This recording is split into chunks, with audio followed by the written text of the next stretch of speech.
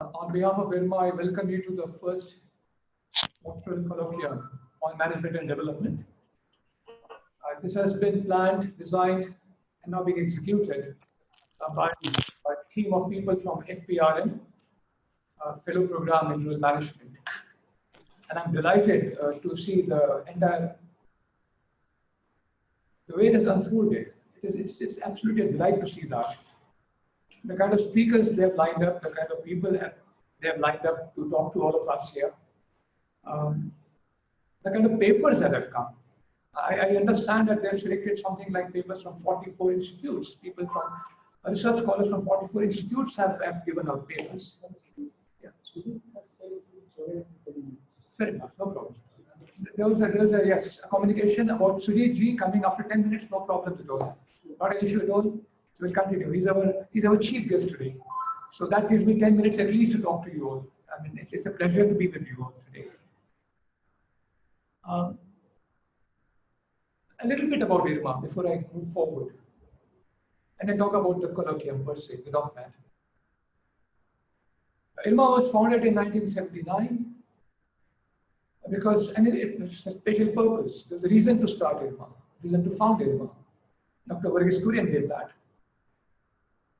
He had converted the activities through Operation Flood 1 and Operation Flood 2 into creating grassroots village-level cooperative societies across the country in many states, and also established many processing centers. We call them unions at the district headquarter level.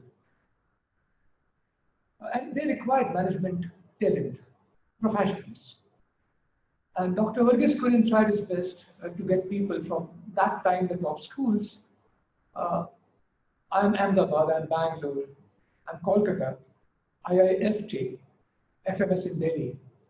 But it didn't work much in that direction. So then somebody advised him that why don't you start a school which will essentially produce professionals, management professionals who can work for organizations that you have in mind. And Dr. Hitesh Bhatt, I think, loved that idea. And this is the beginning, genesis of IRMA today, Institute of Rural Management at Anand. So the first thing that we started with was a foundation, our basic flagship program. We call it a 2-year program in rural management. And that still goes on. 39 batches have already gone out with more than 3,500 professionals in the world today doing an excellent job in every field one can think of. The second thing that was introduced in the following year, in 1980 actually, 1881, was the short-term programs, and we call them MDPs, Management Development Programs. Now, why would we start that? And probably we were the first ones in the entire country as a management school to have started them, again out of need. Not everybody working in the cooperative unions and the dairy sector, or for that matter, any other cooperative sector that time, would have the time and the money for that matter to come for a 2-year course, and we would not be able to admit everybody, obviously not. So there had to be done, something had to be done so that a short-term program could be delivered for the in-service executives, so that they could be given more responsibilities, different responsibilities, and taken up in the ladder. And to satisfy that urge from that particular sector, that time, the MDPs started that time in 1980-81. It's still going on, and we're doing very well in that. The third thing that came up, and again we are pioneers in that, and it used to be called 1-year program. It was felt sometime in 87 that MDPs, however long they are, 3 months, 6 months, are not giving that complete holistic education to a person who could be still a person working in the industry, having 5 to 7 years behind that person. So you must have a longer program and give a complete flair of it. In fact, to have the PRM program in a capsulated form. So we started OIP, and that had its run until about 96. I'm very proud to say this. I'm very happy to share this with you that all the people who passed through the OIP programs, 1-year programs, I mean, you would find across the country sitting in the positions of managing directors and senior general managers of various sectors, various organizations that we talk about. And then came 2002, a year of transformation for us.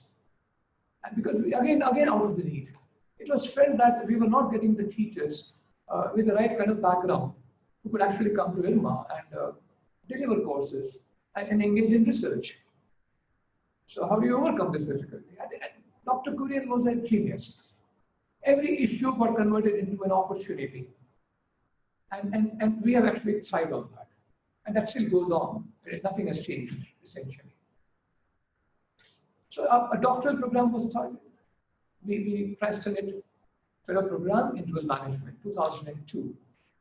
And still going strong. We are selective in our selection process of research scholars who would come and be with us for the next 4, 5, 6 years maybe. And that is paying off. We find that our graduates from the FPRM have gone to the finest schools. You talk about IIMs and then IITs and XLRI, you name IRMA for the matter. Anywhere and everywhere you go, you'll find a person from FPRM doing extremely well, India and overseas as well. Now that comes to Doctoral Colloquium. And I must thank the entire FPRM team led by Professor Hippu. Professor Hippu has christened it DOCMAD, Doctoral Colloquium on Management and Development. I'm sure he has got no other meaning behind this name, Dr. Mad or something like that.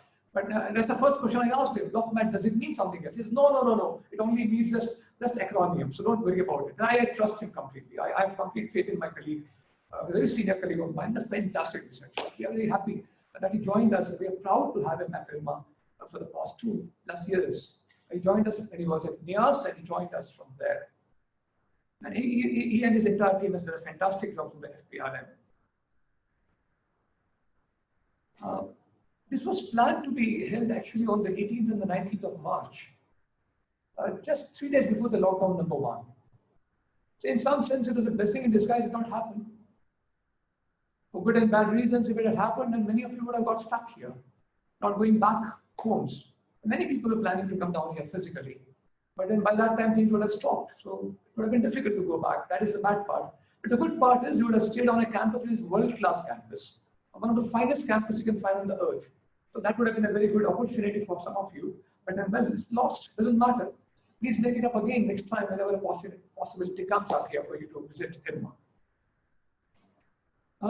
Professor Hippu and the entire team of FPRM took advantage of this, by the way.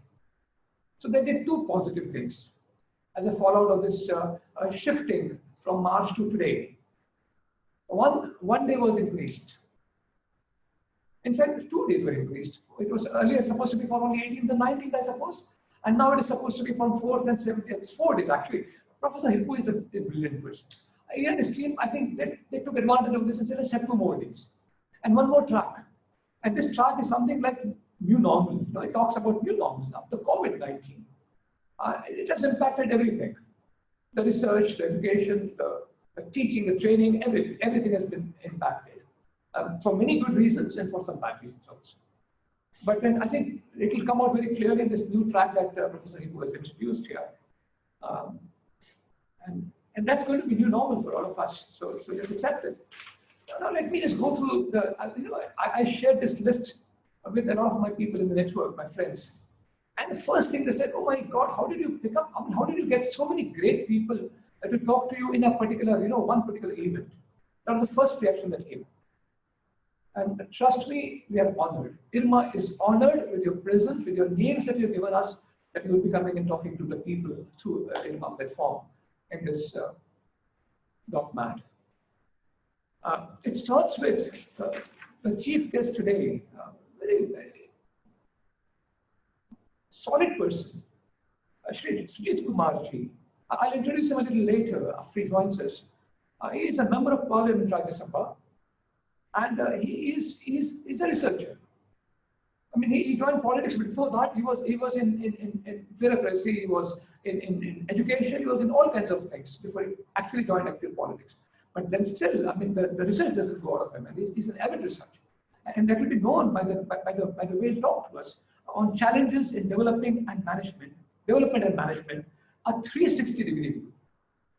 He has seen both. And I think he can give a fantastic perspective, a holistic view on all this. And I'm very happy that he is going to be there. Tushaar Bhai, Professor Tushaar Shah, I mean, a veteran. I mean, he is with IRMA since its inception. In fact, when the IRMA was being planned on a drawing board, a blueprint was being created. Tushaar Bhai was there. Then he became a faculty here. And then he became a director here. And then he became a board member here. Then eventually he became board chairman here. And today also he's a board member and also a professor emeritus. It's a pleasure to have him. I mean, not only in the area of the cooperation that you will see him, I mean, it's a delight to read his papers, delight to watch him talk, a brilliant mind. He is an invitee to the planning commissions, not the planning commission of the old times, but in the new times, invited every year for helping the Prime Minister with possibilities of what kind of policies can be picked up. He is also an authority in the area of water, globally, the management of water. So that's a speaker we have picked up, and he's going to be talking about a life cycle of a researcher. He's not talking about water, he's not talking about cooperation, he's talking about life cycle of a researcher. And I think that's a great topic to have. Then we have a COVID conundrum. And the person who is going to chair it, the panel chair, is a colleague of mine, very senior colleague of mine, Professor Shailendra. He is an expert at microfinance. I mean, he's worked with the cooperatives 80s. I've been knowing him since 95 when I joined him for the first time. He was a researcher there at that time. And then he joined us in the faculty sometime around 96 or 97, if I'm not very sure. But an amazing professor, very good teacher, and again, a brilliant mind. And he'll be having with him three persons in the panel, on the panel there. One is Dr. Sarkar. This gentleman, he is handling labor issues, subsequent to the COVID-19. He's working as Deputy Labour Commissioner in the Government of West Bengal, a very senior person. And then we have a person called Dr. Shantanu Paramnik. I'm sorry if I'm not. Pramanik. Dr. Shantanu Pramanik ji, माफ करना मुझे अगर मेरे से गलत हो गया पहले, मुझे माफ करना. शायद दिल से माफी चाहता हूँ सर आपसे. Absolutely great at surveys in the most innovative ways. And in this particular COVID, he did a great work, substantial work surveying in Delhi, NCR. And that brought out a lot of results and which helped in making policies there. And then we have a gentleman called Dr. Sujeet Basu, and this gentleman is going to be talking about the impact of corona. I mean, it's a very interesting topic and it will be a pleasure to listen to. Then we have a special talk in this DOCMAD 2020 by a very renowned professor. And he's a person who is adored by everybody. If somebody has heard him one time, people cannot forget him. Dr. Amit Bhaduriji. I was talking to somebody today from NABARD, a very senior general manager today. They said, you have got Amit ji, please make sure that you listen to his lecture. I'll also log in and listen to his lecture. Because in JNU, we used to stand in a line to get in so that we can listen to his lectures. I mean, such is the power behind the talk that he makes there. So, sir, pleasure to have you, sir. And he's going to be talking about demystifying certain macroeconomic problems of contemporary India. An excellent topic. We also have a special talk with a person I personally like very much because I'm privileged to have heard him in a very different state, although it was at IRMA Ahmedabad and I was doing my program there, FTP there. I was going through FTP there, Faculty Development Program in 2007-8. And there was one particular session by Professor Anil Gupta on innovation in the hinterlands or innovation in the grassroots. And this gentleman, we remember very distinctly, my group remembers very distinctly, he was on bed with serious back problems. He could not raise himself. He had to be fed on the bed lying down. And we all thought that somebody else will come and deliver the session now. But not Dr. Anil Gupta would let that opportunity go. He invited all of us to his home. In his ground, it was, I think, winter time that time. It was December 2007. And he was lying on the bed and we all surrounded him and he gave us a lecture.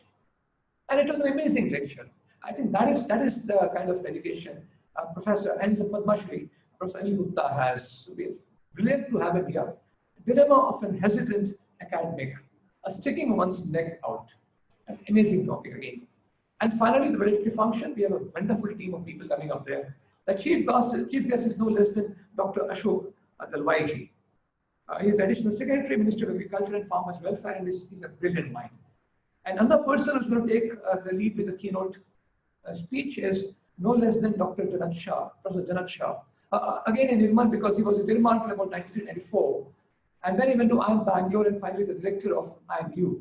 What he has done at IMU in terms of research, it has come up to a level of almost IIM Bangalore in terms of research. And it's one of the finest IIMs today as far as research is concerned.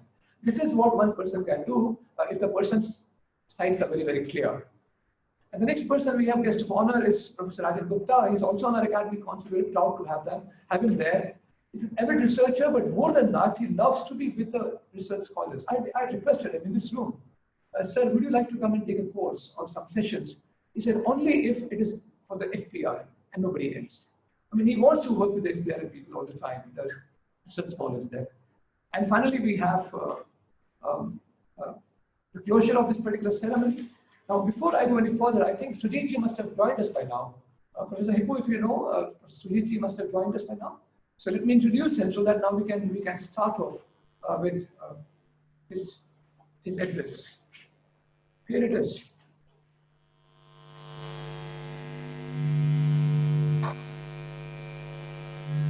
Sujeet Kumar is serving the nation and the state of Odisha as a parliamentarian, the member of Rajya Sabha in the upper house, that is. He earlier served as advisor in the rank of Chief Secretary to the Spatial Development Council, they call it SDC, of Government of Odisha, and as a Special Secretary of Odisha State Planning Board. Very senior policy planning positions with Government of Odisha. He's trained engineer, lawyer, and a policy maker. He studied for the mid-career Master in Public Administration, MPA, they call it, at the prestigious Harvard Kennedy School at Harvard University. He also has an MBA degree from said business school in University of Oxford, having the distinction of receiving the inaugural scholarship for social entrepreneurship. If my memory serves me right, scholarship is also been given to one of the Inmans, Jagdish Rao, for his work, amazing work in FES.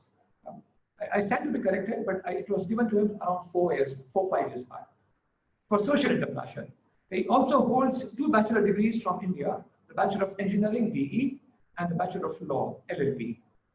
A trained arbitrator, Shri Sujeet Kumar is also the founder mentor of Lex Mantra, LLP, a boutique law firm focused on advisory services for startups, domestic and overseas corporations, multinational companies, and multilateral bodies. He is also an adjunct faculty at Sri Sri University and advisor at Sri Sri Advanced Global Center for Indigenous Studies. Previously, he had worked at the World Economic Forum, WEF, in Geneva, Switzerland, and for United Nations Development Program, UNDP, and for Infosys Technology Limited in India. Now, before I welcome him, I must share also one more thing. I'll again come back after his talk is over to introduce my senior colleague, mentor, Professor Tushaar Shah. Khyati, over to you now. Thank you very much. Thank you. Welcome again, all of you. Thank you. Thank you, Hitesh sir, for your kind words and for introducing the keynote speaker as well as our chief guest. I would now like to call upon Professor Hippu. Okay, so what I was saying was briefly that, DOCMAD, this event, Doctoral Colloquium on Management and Development, is quite dear to my heart because in my doctoral years, I have participated in quite a few events, which are doctoral colloquiums, both in IIMs and in other institutes, where I personally benefited a lot, not only to present our own research, but also listen to the peer group and thereby learn from their research and to know what is happening all over the country as far as the young researchers are concerned. So it was a desire that, once we will be on the other side of the table where we, become part of the academic world, then we would facilitate such kind of event for the doctoral students across the country so that everybody, gets a kind of opportunity to showcase their research and also, network with other researchers, and that actually with a lot of collaborations, research work proceed much faster and much bigger way. So I think I will not take more of your time. I will come back again at the end of this session. So I would now invite Shri Sujeet Kumar, Honorable MP Rajya Sabha, to give his address. Sujeet Kumar, please. Thank you, Hippu. Am I audible? Yes. Okay. Good morning, everyone. Thanks, Professor Bhatt, Director IRMA, for the wonderful introduction. It's a real pleasure and honor to be part of this DOCMAD colloquium, particularly given that Professor Shah, Professor Anil Gupta, who has been a mentor to me, Professor Bhaduri, people of eminence are part of it. I'm really humbled that I'm the chief guest of an event where such stalwarts are participating. In political meetings, people who are the least qualified are made the chief guest, i.e. the politicians, because chief guests are not expected to speak much. Rather, they play a very ceremonial role of inaugurating the function and cutting the ribbon, and then let the more accomplished ones take over from there. So in this context, I think I'm here much more to learn from the others than share anything enriching. Uh, I am unwell. I'm actually having a fever, so I might keep coughing while speaking. Please bear with me on that. And I'll be speaking on challenges of policy making, given that I've been with the government for given that I've been with the government for 4 years, and now as a member of parliament. I think it would be relevant for me to speak more on the challenges of policy making than on the challenges of management. But then what is policy making if it is not management? Before I speak on the challenges, please allow me to speak on a framework which has really helped me in these challenging times, and how we can cope with the criticality of this framework that I'm about to speak. We are all living in very unprecedented times. This is probably the greatest crisis that we have witnessed in the last several decades. It's in fact the third major crisis that the world has witnessed after 9/11 in 2001, and after the great financial crisis in 2008 of this millennium. This crisis, both, I mean, all the three of them can be called the black swan type events. People who have read Nicholas Taleb's book, best-selling and famous book Black Swan, would know what a black swan type event is. Let me quickly, for those who have not read the book, tell you that black swan event, which is extremely unlikely. It's almost impossible, but not impossible. It is extremely unlikely. The probability of a black swan event happening is extremely low. But if it happens, the consequences are extremely huge. It's enormous, massive consequences. And the third criteria of a black swan type event is that you can rationalize the event through hindsight, on hindsight. You can, after the event, post facto, you can say that, okay, we had seen the signs of the event by connecting the dots. But prior to the occurrence of the event, it's almost impossible to predict such an event. And hence, the probability is extremely low. Now, these are unknown unknowns. These are the outlier events. These are the events, which are extremely random. Okay, and all the three events of this millennia can be classified as black swan events. Now, why should doctoral students and research scholars, like the ones who are attending this colloquium today, be interested in knowing about a black swan event? It is because increasingly we are living in a world which is complex, which is technology oriented, which is interdependent and interrelated and interconnected. Sorry. And we are going to witness more and more such black swan type events in the days to come. It is inevitable. It is inevitable that black swan events are going to be more and more frequent than it used to be in the past. Now, as technocrats and as management professionals, we are tuned to a certain way of thinking. We deal with extreme events, extreme hazards through a risk-based approach. We calculate the risk of any particular event by multiplying the probability of the event with the impact of that event. That is basic management of basic economics. But black swan event cannot be foreseeable by the usual metrics like correlation or regression or data analysis or standard deviation. And this is what makes black swan type events so impactful, so risky, and an event with massive consequences. Even expert opinions have very big help here, because their experiences are tainted by biases and constrained by the basic human thinking. All of us as human beings have our own inherent biases, and these biases do not let us A, predict, and B, prepare ourselves for this kind of events in the future. Therefore, it is very important for all of us, and specifically for doctoral and research students, to be cognizant of black swan type events in the days to come, and be prepared accordingly. Now, what could our generation do to tackle such events? Because it is inevitable, as I mentioned, it is inevitable that these events are going to be a regularity in the near future, in the long-term future as well. And this brings to my favorite topic of interdisciplinary learning, multidisciplinary learning, you might call it.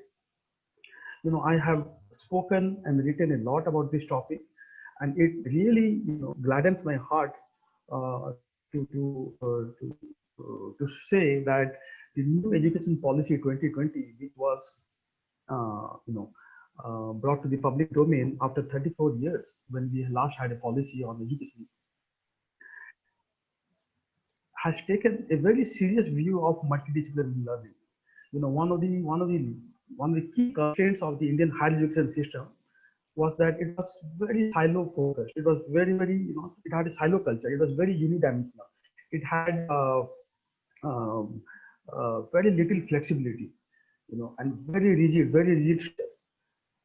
And one of the best aspects of NEP 2020 is that it has made learning more flexible. It has made learning more multidimensional. It has made learning more interdisciplinary.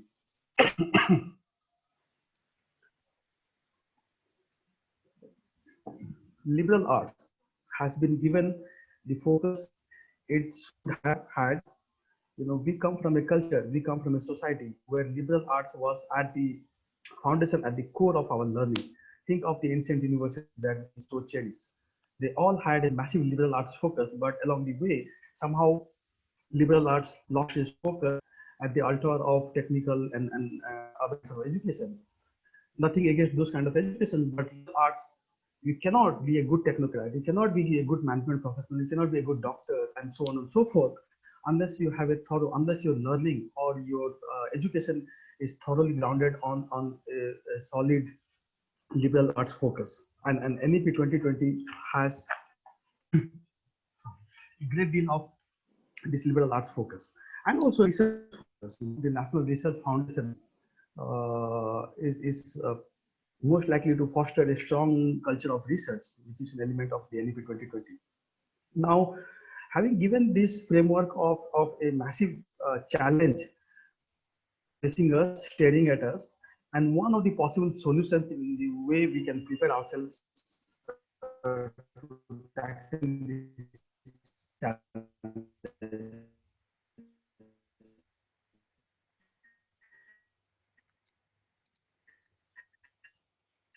Let me come to hello. Hello, Hippu, I'm audible? Yeah. So your voice got, your voice got broken for some time, but then it is now, I think it is okay. Yeah. Now I think you can continue. Yeah, I'm not sure when my voice got feeble or broken, but so what I was saying is that having laid a possible challenge, not a possible, it's an inevitable challenge rather, staring at us, and particularly for development professionals and policymakers and research scholars like us, and a possible solution, the way we can tackle this challenge or at least mitigate the challenge. Let me now articulate some of the possible public policy challenges that I have witnessed firsthand over the last 5-7 years that I've been in the arena of policy making.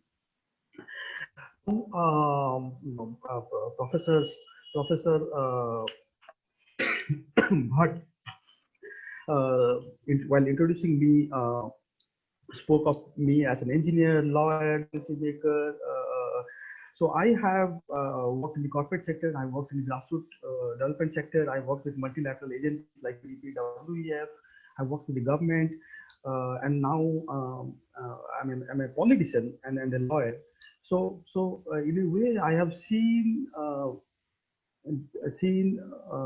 leadership and management from possibly all angles, and I can safely say that policy making is probably, or public policy rather, is probably the best platform for making or effecting lasting and sustainable social changes.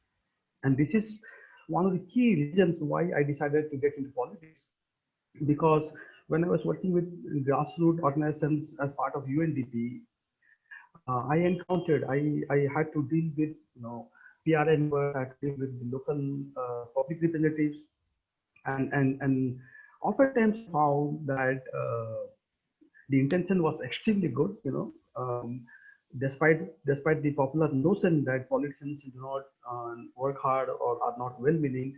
To the contrary, most politicians, and by and large, they are extremely hardworking. They are extremely well-meaning.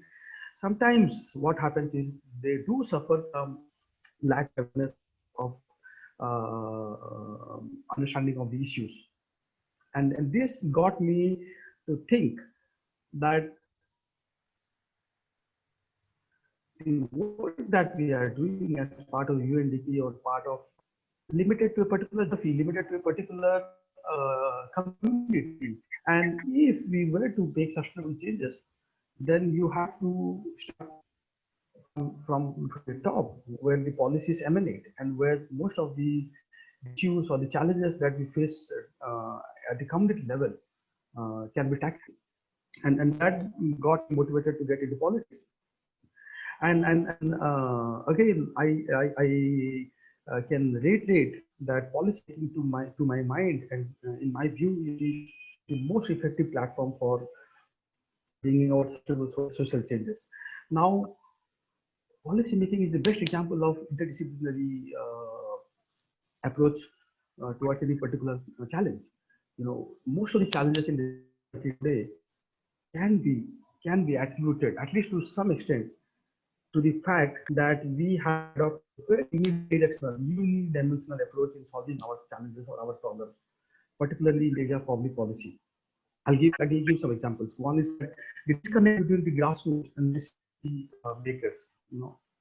We have heard this umpteen number of times, but because it is so crucial, I wouldn't mind repeating it here.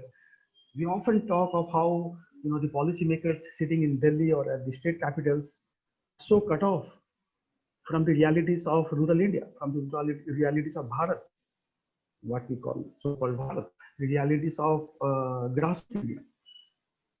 It's largely true, and I'll give an example of contemporary times. All of us have heard of Aadhaar, which is, to my mind, a wonderful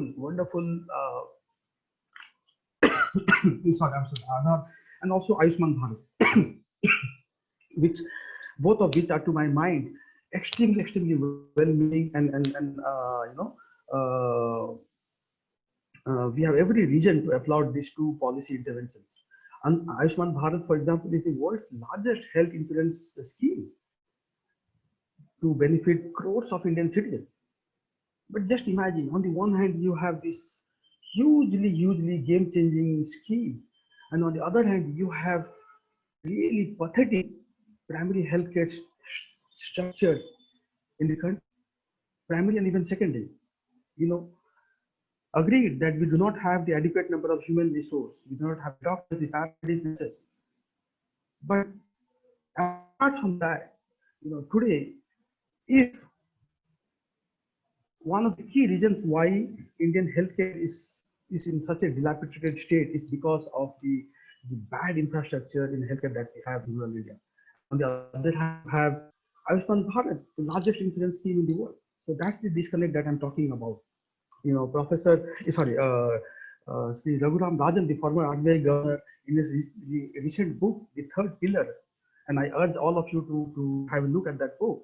It's a wonderfully written book, has spoken about how the two pillars, meaning the state and the market, have taken control and have dominated to an extent that the third pillar, the community, is completely now missing. What I call the missing community or the missing pillar. So this is the disconnect. This is the disconnect that I'm talking about when we talk of challenges of policy making, challenges of public policy. Most of our political leaders, they come from rural India. But policy making is hardly done by the politicians. Policy making is mostly done by the civil servants who have only few years of experience working in rural India as sub-collecting collectors, but very little, with very little understanding of the issues, pertaining issues facing rural India. And when they design policies, the last mile delivery of the policy benefits or the policy impact is the biggest casualty. And you talk to any development practitioner and they will tell you that the last mile of delivery is the first mile of governance. Right? Every country that has advanced or that has developed has focused on the delivery of basic public services at the last mile. Whether you talk of the centers or whether you talk of the OECD countries of the West, they have all focused on delivery of basic services, basic public goods like education, healthcare, law and order, livelihood, the last mile. We enacted the 73rd and the 74th amendment to the Constitution, which was supposed to bring local self-government both to the panchayats and to the urban bodies.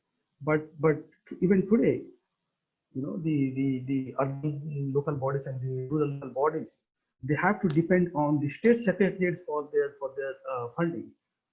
And we all know the reality. So if we were to tackle and mitigate this challenge of policy making, then we have to ensure that grassroots empowerment, local self-government has to be at the forefront of policy making, has to be at the forefront of the implementation of the policies, whether they are designed at the state capitals or they are designed at the district level. The second challenge that I would like to talk about is the massive focus on direct action instead of systematic reforms in our structures and systems.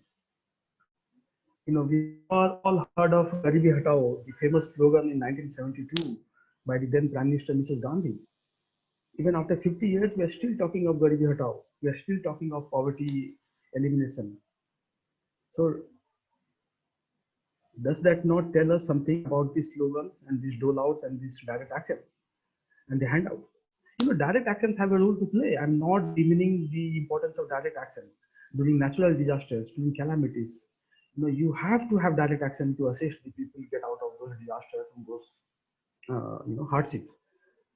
But can we address systemic challenges of a nation by simply focusing on this direct action instead of focusing on systemic challenges? And this is why when I feel that I'm gladdened that the new education policy 2020, because it's a finest example of policy making. It's a landmark forward-looking policy, which will bring systematic changes in the Indian education system, both the primary, secondary, and the higher education system. Aadhaar is another classic example of systemic reform, which has had lasting and transformative impact in the way the beneficiaries are getting their benefit. Speaking from experience, I have been to almost 1,200 panchayats in Odisha. I have lived in about 400 panchayats. Lived meaning I have spent a couple of days in each of these 400 panchayats, and I can tell you from first-hand experience the impact DBT has had on the beneficiaries. So this is kind of policy making that we need to have. This is the kind of policy making that I intend to stress upon, while accepting that direct action has a role. We need to focus on this kind of systemic approach to policy making. RTI is another classic example. When Dr. Aruna Roy with her MKSS started working in pockets of Rajasthan, initially she used to focus on fighting corruption in the muster role by taking on individual cases. She subsequently realized that it's so limited that she started championing a legislation which can enable and empower citizens to demand information from the government. And that is the genesis of RTI Act 2005. She herself assisted in the drafting of that act.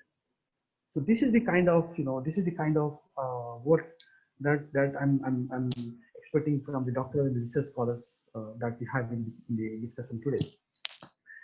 The third challenge, the divorce, however you pronounce it, between accountability and authority. The tragedy, one of the big tragedies of Indian policy making or Indian political system is that the political parties or the political leaders who come up with policies assisted by the civil servants, the career civil servants, are not the ones who face the consequences of those policies. And this is why you have a scenario where you have people who make the policies, and you have a large multitude of the citizens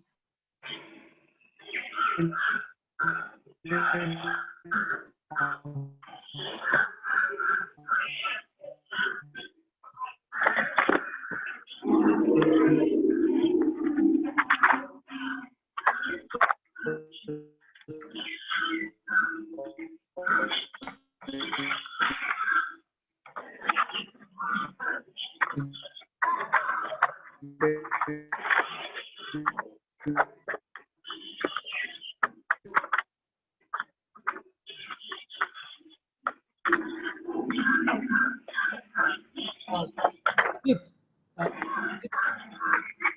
Sujeet, are you able to? Yes. I think you got freeze for time. Hello, Hippu. Yeah. I think I got disconnected for a while. Yeah. Sorry. Yeah, just wait for a minute. So, Sujeet ji, just wait for a minute. Wait for a minute. Sure, yeah, sure. Some disturbance is coming. 1 second. Yeah, I think now we can start. Yes. Sure. So that brings me to the last challenge of policy making, and that is the rampant practice of making policy through perception, through hearsay. Scientific basis, empirical evidence has to be the essence of policy making. And as research scholars, no one would know this better than you all, the importance of empirical evidence, the importance of data. But oftentimes, or rather most often than not, Indian policy making is based on hearsay, based on the whims and fancies of those who are at the power, whether they are the IS officers or the ministers at that particular point of time. It is based on less of scientific analysis, less of data churning, and more of uh, hearsay and more of perceptions. So this has to change. If we have to come up with policies which will be sustainable, which will bring about the systemic changes that are spoken of, then we have to base our policy making on scientific reasons. And finally, the role of academic institutions like IRMA. Professor Bhatt so eloquently spoke about the foundation of IRMA and the role IRMA and its graduates have played in the development of our nation. And I cannot stress more, the role the research scholars like you all can play in nation building. So this is where we have to, and I think the onus lies on us rather than on the policymakers to grab the opportunity, to steal the opportunity, to find ways to contribute to policy making, to find ways to contribute to nation building, and build that linkage between academic institutions, academia, and civil society and policy making. PhD is not just a one-time degree; it's a lifelong learning. And I'm so glad that I got this opportunity to be amongst you all. I don't have a PhD degree myself, so I think in that respect, I am definitely inferior to you all here.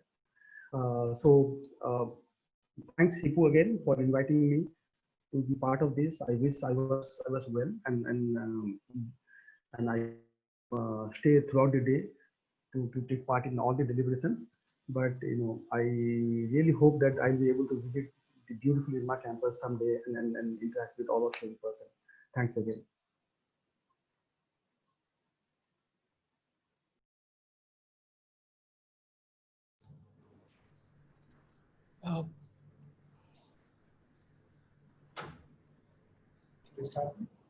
Yes.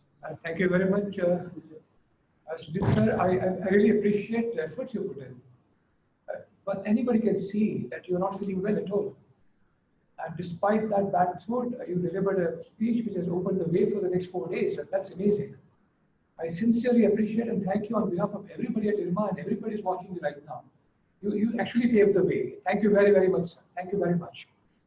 And sir, by the way, you don't have a PhD and I don't have one myself. That makes 2 of us now. So we make great friends for this. Thank you very much, sir. I intend to introduce my senior colleague, mentor, a person who has played all roles at IRMA, Mr. Tushaar Shah, before he starts his keynote address here. And Sujeet ji, I recommend strongly that you please listen to him. He's an avid speaker. He brings out his points very beautifully. I mean, it's a treat to watch him speak, number one. It's a treat to look at the mails he writes or little points that he'll write down. They are so systematically put in that one cannot imagine how these things come so beautiful in his mind. It's a beautiful mind there. No, I will. I'm pleased with that, sir. Thank you very much. Professor Tushaar Shah is an economist and a water utilities policy specialist and is a former faculty member and director at IRMA. And currently a member of IRMA Board of Directors. And he is also our Professor Emeritus. Dr. Shah began his career working with Dr. Kurian at NDDB. He was studying FPM, completed FPM from Ahmedabad, and then joined Dr. Kurian's team, the planning team at NDDB. As a faculty member, he taught managerial and welfare economics to IRMA students during the 1980s. He experimented with several innovations in teaching of applied economics, such as Narayanpur Express, a simulation game which is in the use at IRMA and I think globally in all management schools, at least in India for sure. Yesterday only my colleague, senior colleague Prof. Tushaar Shah was mentioning this. And he found out that this particular game is being played at IMB in the name of some other express, Malgudi Express. And Malgudi Express is not only being played, it has been now converted into digitized form for the last 10 years, very successfully. And they are also using it for MDPs. I was wondering, and I was telling Tushaar Bhai one day that had we been less simplistic people at IRMA, had he been a very, very commercial person, and had he just got it patented, I think at IRMA, half the students could have educated themselves with a free scholarship only from the royalty money that we would have earned from the Narayanpur Express. The way it has gone to the world, entire world today. My compliments to him for having actually initiated a game like this. Dr. Shah also experimented as a faculty member here with collaborative field research with the students. 2 of his books on cooperatives published in 1996 were the outcome of his collaboration with PRM students during field work segment in 1984. IRMA's classic program that we have here, which makes it very unique. I think the first part that comes up is induction program and the second part is field work. And both take our students to the grassroots. And from there they learn the actual, what is happening at the grassroots. So when they talk, like Sujeet mentioned, that it's one thing to talk about this thing, as a professor I can talk about it, but another one to experience it and see the challenges people face. I think our field work makes it happen. But Tushaar Bhai capped it. He capped it so beautifully, and the books came out. 2 of his books came out because of that. He specifically remembers in 1984 having done field work with 2 PRM students. One is Paresh Shah and another one Viren Lobo. And Dr. Shah discovered that village level water markets were playing a very powerful role as a local economic institution and analyzed their working. Now, this is what an avid researcher can do. So my friends, I think I'm addressing all the researchers today without delivering a talk per se. But I can take this liberty to tell you that take an example of Sujeet ji, take an example from Tushaar Bhai, how they converted a small little thing around them into a proper research and brought it to a policy level. I mean, that's what we can do, I think, if we apply our minds properly. The research he published in water markets generated wide interest in India and abroad, and water markets soon emerged as a distinct field of study in India, Pakistan, Bangladesh, and China. This new field attracted hundreds of researchers and led to voluminous empirical literature during the 1990s and thereafter. After he moved away from IRMA because he wanted to start another career, Dr. Shah was invited by a research program, by Colombo-based International Water Management Institute called IVMI to lead the global research program on water policy and institutions Since 2001, Dr. Shah has been leading IRMA Tata Water Policy Program, IGP, which applies design thinking approaches to water energy problems. IRMA Tata program has strong links with IRMA at different stages, right from inception, induction of a person to IRMA, to all the way finally taking a placement. It employed over 25 IRMA graduates as its research fellows. Moreover, it has also supported and supervised over 150 students during their fieldwork segments and during internship segments. Mainly internship segments, the development internship segments, and second one is management leadership internship segment. His policy research on groundwater governance won Dr. Shah the CGIAR Outstanding Scientist Award in 2002.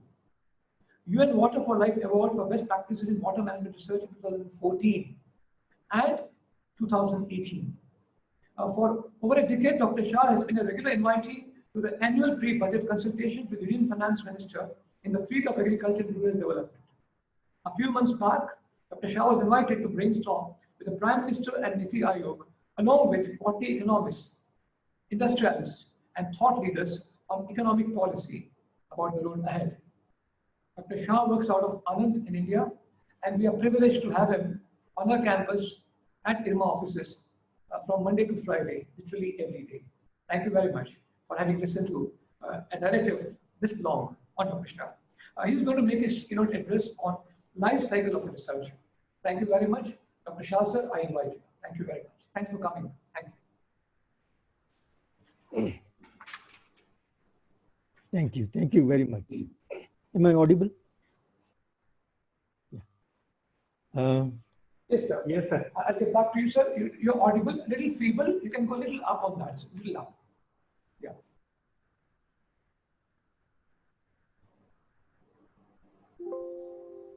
Is this better? Much better. This is fine. Perfect.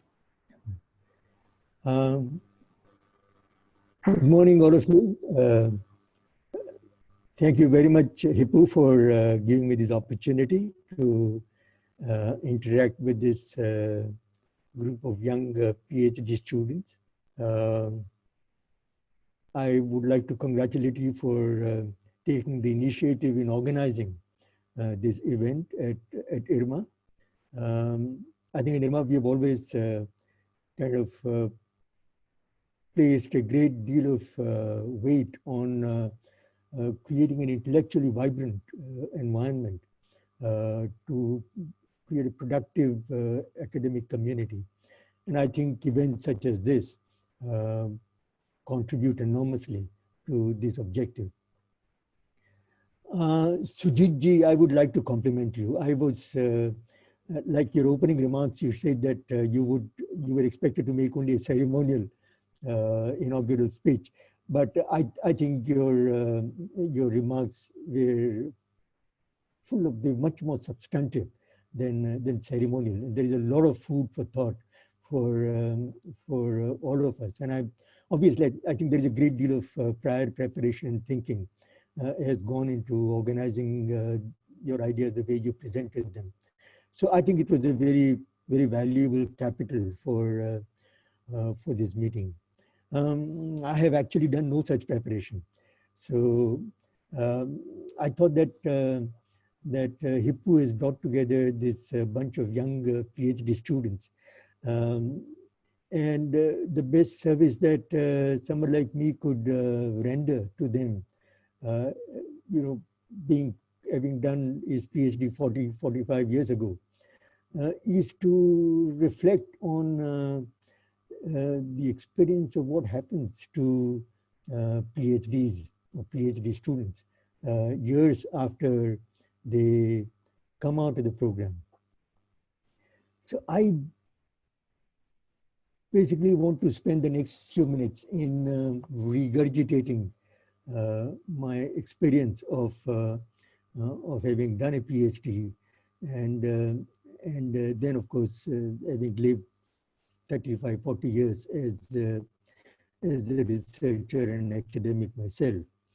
And I think one key lesson or key thought that I want to bring on the table is that I think the choices that are made at the stage at which you are have a profound impact on the way your work life pans out in the years after PhD. I think partly it's because of our own individual proclivities, but partly it's also because of the way the environment shapes us, the institutions with which we get attached, the communities, academic communities of which become members. All these shape our lives. But we, you know, at the formative stage, we kept being told that what's very critical is to focus. And I think to complete a good PhD work, focus is absolutely important. You have to be focused on a problem that is that is amenable to doctoral research, and then giving it a systematic treatment and picking up a variety of skills along the way. So I think this is what we continue to get told. But I think later in the life, also focus remains important, but other things also come into play. So I want to kind of just reflect on the experience of people like me and the cohort of researchers of which I was a member at that time, and how different people, different researchers evolved over the years. And I think a lot of it may not apply to you, but a lot of it may. I think one reason why it may not apply to you is that the research environment today is far different and far more demanding than it used to be, at least in India, during the years when I was doing my research. And that, I think, would make a very, very significant kind of draw on your energies and attention. Be that as it may, I think that that the researcher's life goes through at least 4 different distinct stages. And I'm basically have in mind social researchers, or the DOCMAD group, people who are concerned with research either in management or in development, or both, or the interface between the two, because of the class of problems that such researchers normally work with. I think the first stage that all of us go through is, of course, the formative stage, and that is basically the stage in which you all are. This is where you take a fundamental decision, life decision about what you want, how do you want to spend your life, how do you want to, what do you want to do with the rest of your life. And I think deciding to do a PhD is a decision of that kind. Many of us in the past as well as today tend to sleepwalk into such decision. We end up in a PhD program without having a very clear idea about what you want to do with the PhD later. But the phase of doctoral research, I think it has its own kind of trials and tribulations. It's a period, it's an experience of anxiety, especially once the coursework is over and when you are thrown into your research. For quite some time, you're basically on your own, and the only community that you interact with very closely is really your supervisor and your guide and your supervisor committee. All the other people in your group, they kind of tend to get further and further removed from your area of research. And as you try and focus on defining a problem and evolving a methodology, you find that it's a pretty lonely enterprise. And basically, I think you are relating to a very limited group of people who know as much about, or nearly as much about your area of research and the methods that you use as you yourself do. So I think there are special concerns and special issues that we as researchers face with during this formative stage of building a research career. However, this is also the phase when the ground gets laid for a future career as a researcher. I think it is at this stage that some researchers decide to become, technique-driven researchers. Some decide to become model-driven researchers. Some want to, hello, some evolve as approach-driven researchers, and very few actually, try and consciously evolve themselves as a problem-driven researchers.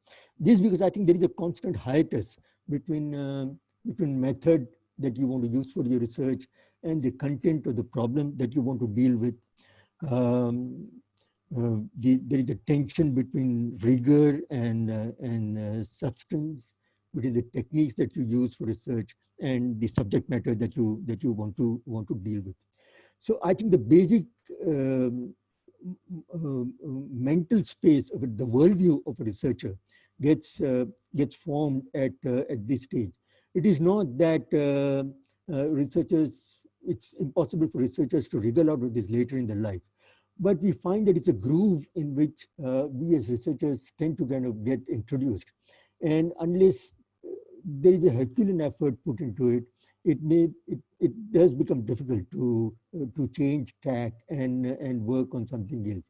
So for example, there are people who did PhD even after me, and some of them spent almost all their career just using the same technique and applying the same research technique to different set of problems and different set of issues, very successfully and very usefully. But their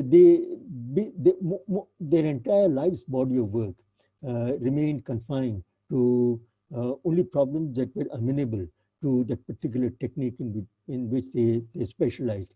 This happens a lot in scientific research, like for example hydrology or hydrogeology, where people even close to the retirement, researchers continue to work on pretty much the same body of concepts and techniques as they did when they were doing their PhD.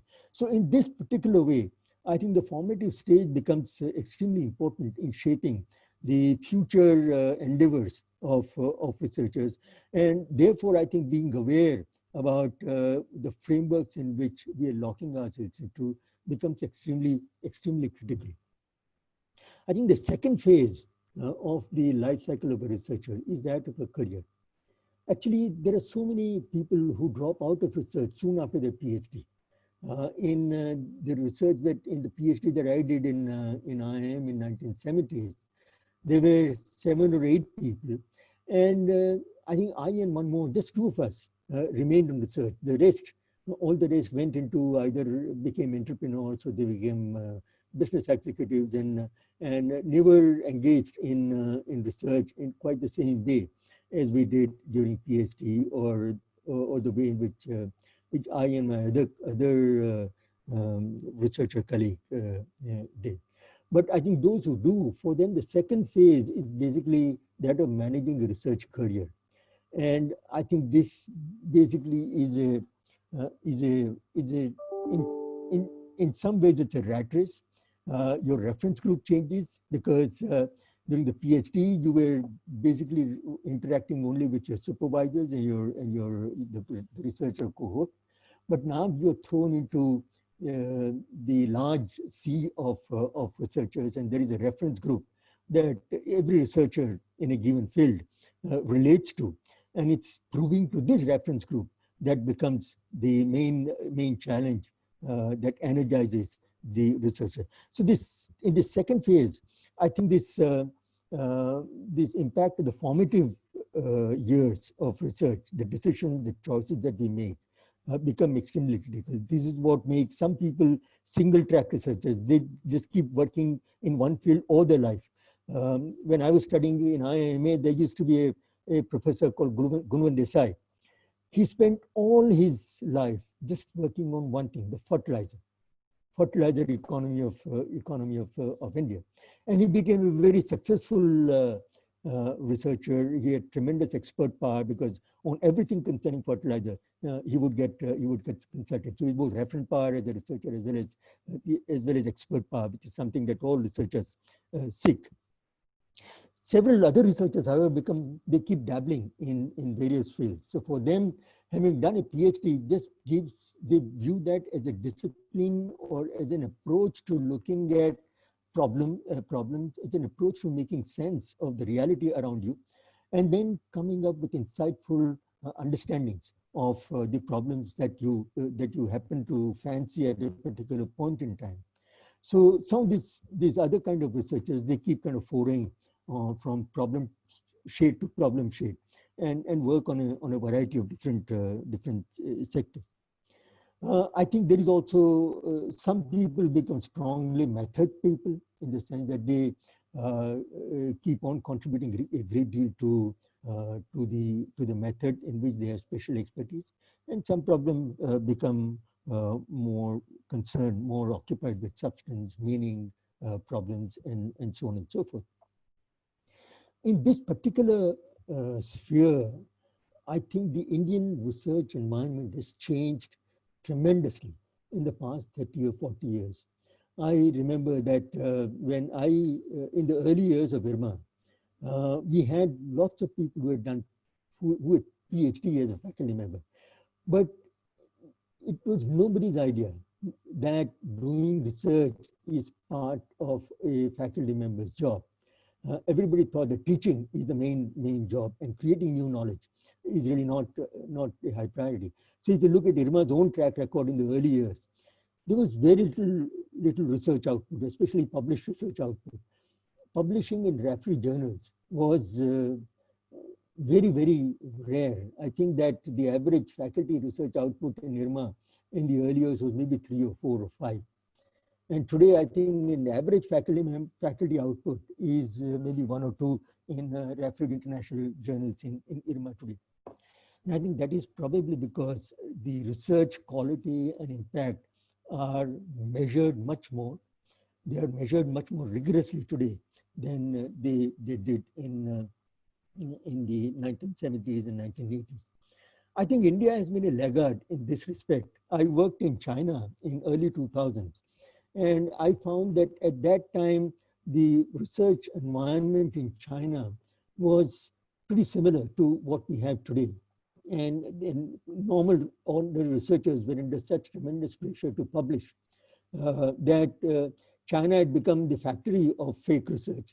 I mean, the Chinese researchers had a very bad reputation in the sense that all kind of phoning research got published in international journals, and they all bore Chinese names. I think India is today experiencing that kind of pressure with the H-index and I-index and Scopus and ResearchGate and Google Scholar and all that coming. I think a researcher or young academics are kind of always under pressure to get their work published. I really think that this is a very healthy trend. There are, of course, unsavory sides to this as well. But I think that to be in an academic in a field of higher education, I don't think that teaching alone is enough. I think a good academic must also contribute to expanding the boundaries, to growing the boundaries of knowledge. And research productivity is extremely critical, not only for the researcher's growth, for the academic growth, but also for the growth of the institution and for the growth of the society as a whole. So I think that in spite of some unhealthy trends, I think that this greater energy and greater pressure to produce quality research and research that produces impact is, I think, very, very important. So I think that this second phase is something that all those who choose a research career after PhD, they have to go through. And those who do well, they eventually reach a third stage. Actually, after you have published enough, after you've got your tenure, after you become a professor, you kind of reach a stage of nirvana. You no longer need to publish simply because you have to publish. I think you want to write, and you want to do research, and you want to publish papers because you enjoy doing them and you find meaning in them. So I think that this is the nirvana stage of research. And I've had a long nirvana stage of research, of being a researcher, in which I basically chose issues to work on which I thought were meaningful in our society, which offered an opportunity to make an impact by research. I chose opportunities to do research which gave me thought leadership in that particular reference group. I didn't necessarily look for respect among colleagues in the same institution. But while working in a particular institution and drawing my salary from a particular institution, I also belonged to several other institutions, which were reference groups of researchers. When I worked on groundwater, for example, I was relating to researchers in China, in Mexico, in Pakistan, in Bangladesh, several group of research, some 100 researchers who shared my interest in that particular subfield of that economy.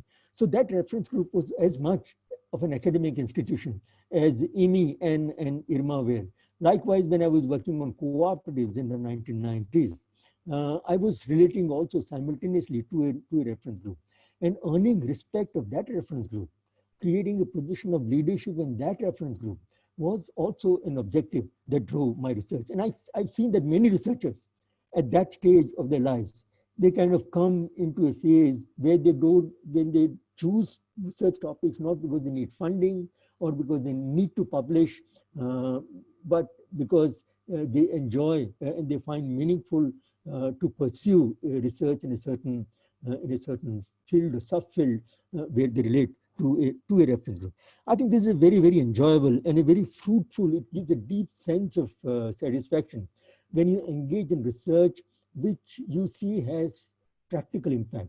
And you tend to judge your research in terms of the quality and scale of impact that it produces. Also, the ability and the need to communicate your research to ordinary folks becomes far more important than communicating your research to the rarefied group of highly technical research whom you address through these global reviewed refereed publications. I find that many of the journals in which I publish, most Indian readers or policymakers have just recently begun to have access to them because some of them have turned open access. But until 5 or 7 years ago, most of the journals were so expensive that very few Indian institutions acquired them. So my research on India was basically, housed in journals to which Indians had no access. But as I entered the nirvana stage, it became far more important to publish in journals like Economic and Political Weekly, or to write newspaper articles or communicate complex ideas through newspaper articles, because through that you could reach out to a large number of policymakers. So I think your priorities as well as your opportunities change as you kind of make a transition from the research career stage to the nirvana stage, and that lasts kind of fairly long until you reach the penultimate stage when you kind of begin to fade out and your productivity declines, your impact declines, but still the approach, the unique worldview that you had, that your research practice had given you right from your PhD stage to your nirvana stage continues to stay with you and gets reflected in the way you formulate your view of the world. I think an important part of traversing these 3 stages is both retaining the focus, but also looking around to the larger world. There is this, I find this verse by this Urdu verse by this poet very interesting. नजर के सामने एक रास्ता जरूरी है, भटकते रहने का सिलसिला भी जरूरी है. I think you need to have a focus, you need to have an objective, but to be a good researcher with potential for policy impact, I think it's also important for you to keep looking out, keep wandering around for a little while coming back to your main objective every once in a while.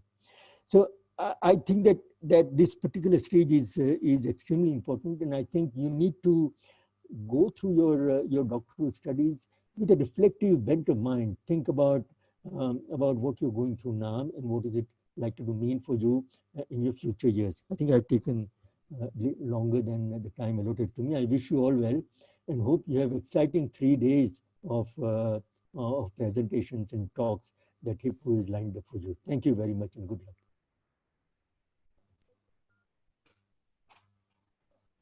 Yeah, thank you, Professor Tushaar Shah, for this, a talk which is always rich with experience from which we young, relatively young to him, can learn a lot. With this, we have reached the end of this inaugural session, but I must, do my, my honor or my pleasure to confer the vote of thanks to Shri Sujeet Kumar, who has been my longtime friend, philosopher, guide. We have graduated together, and I would like to, give one incident. I mean, of course, he did mention, and also Director Sir did mention about his, stint in corporate. So he was working in Infosys, which I had left this, before he joined, and I once visited him, and he quite frankly told me that I actually don't enjoy corporate life. In the very few months of joining, I mean, that is what is important. That's what Professor Tushaar Shah was also mentioning. You need to have focus and you need to have passion. I think research is all, that about passion and about your focus. And Sujeet sir is not well, and in spite of his busy schedule, I was watching his Facebook. I think a day before he was in Baleshwar campaigning for the by-election, and he was indeed busy, and he made time for this. We are all grateful to him, and we wish to have you in person sometime in future. I think you will will be kind enough to make time for that, because we want our students, our postgraduates, as well as our researchers to listen you in person, once more. So thank you very much, Sujeet Kumar, for your time and for your affection for IRMA and affection for me, if I may say so. Thank you very much. I would take this opportunity to thank our director, because when I came out with this idea of DOCMAD, he supported me wholeheartedly, and whatever I asked for, I almost got, in terms of how many days of the program I want, whom I want to invite, how we want to conduct this program. And actually we can proudly say because of his support and because of guidance of Professor Tushaar Shah, who happened to be the patron of this event, we actually got close to 100 papers, of which we selected 68 papers in the first two tracks, that is the track for doctoral proposal and track for advanced research. And these 68 papers belong to 44 institutes. I mean, that's what is the participation for this DOCMAD, first DOCMAD. So institutes, of course, across the country, from all kinds of institute of development studies and management. So this could happen, with the support of one important person here. I would also like to thank him. He is our APRM chair, who also gave me a free hand, Professor Indranil Dey. So because of his support, we could organize the program, and he was always there to support in terms of, we had a budget for this, for which we could put some cash award for the presenters who would be presenting in these three tracks. So the third track, as Professor Bhatt, our director, was mentioning, because of the postponement of the program, we added the track which is the most important track in the today's context, is the COVID track. So I also got support from our doctoral colloquium core committee, which have 8 of our colleagues, as well as I actually, whenever I approached all of our colleagues, they came forward to help in terms of being the jury member, selecting the paper, and whatever logistical support I needed. So we are also backed by a team of our APRM participants, team of academic associates and research associates who helped at critical time. I mean, you can understand now at this juncture, we have most of the participants are out of station. So to conduct such a program, where if we don't have a proper connection, we need to have backup. So in that context, we got quite a huge support. So I must thank each one of them for making this program, and I welcome all the participants again to this program, and I would invite them to the 11:30 session, which is a session by Dr. Arun Viswanathan, and who would be basically talking about the nuts and the bolts of reference management tool, academic writing and publishing. So I encourage all the doctoral students and all others who actually have aspirations to do research, kindly attend that program. The Google link, Google Meet link has already been shared with you. Thank you very much. I sort of declare the inaugural session to be closed. Thank you very much.